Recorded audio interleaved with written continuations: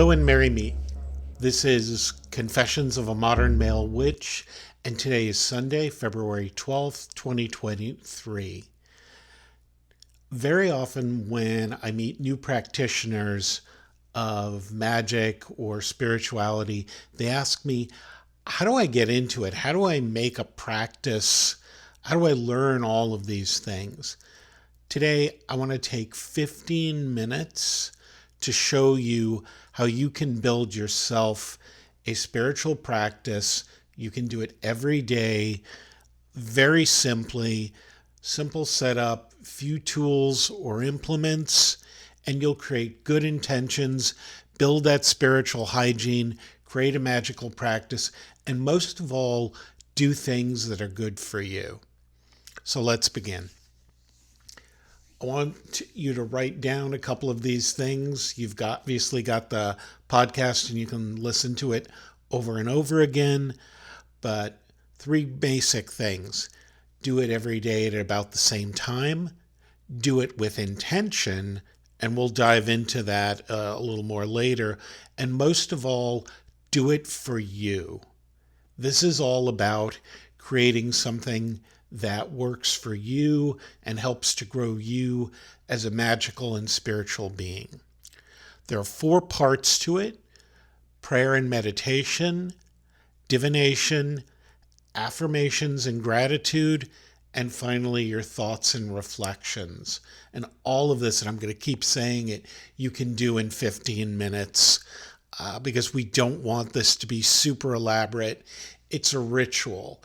And rituals are something that you do repetitively every day that help build things up versus a ceremony, which is something you would do once in a while, special, maybe at a Sabbath, or if you were doing some kind of working. The first thing that I want you to do is get all of your tools. So as we look at the prayer and meditation, you can recite or even listen to, and I do this myself, an MP3 on YouTube, something you've got, something that reflects your spiritual values as a pagan, or maybe you're in some other magical practice. I listen to The Charge of the Goddess by Doreen Valiente. There are different forms of the charge that you can get, and I've put some links into the comments for all the things we're going to talk about today. So you would get that. Tarot or other method for divination. Maybe you do I Ching, you use runes, there are oracle cards. I don't think I've met too many pagans that have less than 10 decks. I'm actually probably the exception, and I've been monogamous with my Thoth deck for about 25 years. Affirmations and gratitude, all of you need are your thoughts and words. If you want to write them down ahead of time, you can do that. And then finally, journaling your thoughts and reflections of the day, and you can use a simple notebook and pen for that. So let's begin. Prayer is something that should transform you. So as you think about what the words mean and you reflect upon them, they should have some deep meaning to you and your life, your values, and the spiritual things you want to create. Don't just recite them or show up every day, or even if you do it, say, once a month during a full moon or a special day of the week, and recite the words. Listen to the words. Give them meaning, give them depth, and consider what they mean in your life overall, and maybe what they mean to you right then and there in the now. Be focused. You can start your prayer cycle very simply. You may choose to take a few breaths. You may choose to just quiet your mind, or just sit for a few seconds and not say anything. We'll talk more in the future about the value and the power of silence. One of the ways that I've manifested this is in the way that I dress. If you've ever spent any time with me, you'll notice that I keep an extra shirt button undone or the top of my zip a little bit lower. That is a devotional practice to Hecate and something that I've decided to manifest and externalize in my life. And it's taken from a line in The Charge of the Dark Goddess. And you shall approach me in silence, and as a sign that you are free from fear, your breast you shall bare to my blade. For fear has no place in my mysteries, and that which you seek of me will destroy you if you fear it. So I really took those words, internalized them, and as part of my devotion to Hecate, I keep that breast bared as much as I can during the day to show that I am free from that fear and ready to receive her mysteries.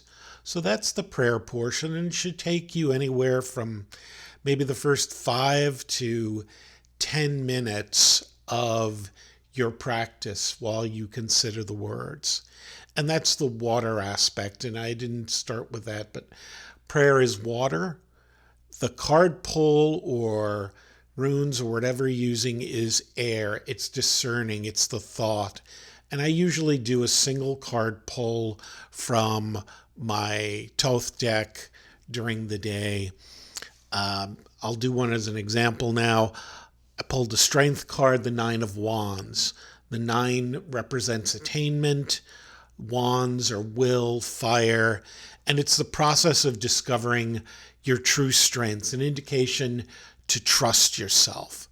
So while I'm praying, I'm shuffling the cards, I'm holding in my hand, and I'm thinking that I'm open to what the universe has to say to me. And then what I do is I take a picture of it and put it on the lock screen of my phone. Now, if you're in the broom closet, this may or may not work for you. But what you've then got is a reminder every day of that card that came up and what may be in store for you or some things to think about during the day. It will also remind you the next day, if you haven't done your 15-minute a day ritual, that it might be time to do it. It's a little bit of a way of reminding yourself without guilting yourself into it. And then I do a few minutes of affirmations and gratitudes. That's the fire aspect, the will, my focus, all of the energy. And I really recommend, if you haven't been introduced to Shakti Gawain's creative visualization, that you take a look at it. And there's a link in the comments to her website and her book. And those gratitudes and affirmations are said in the positive and in the present tense. I am strong and healthy. I am loved. I am fit. People respect me and my work. They're not aspirational things. We're reaching out to the universe and the energy that you've just pulled in and made a statement. Here's how things are for me. I am loved. I have everything I need within me. For gratitudes, they can be anything. I say, I'm grateful for all I am, all I have, my gifts, and a life most magical. I also thank my patron God every day with prayers and some kind words for her, and I'll share that maybe in a different podcast. But these should all be things about you. This is your 15-minute a day ritual.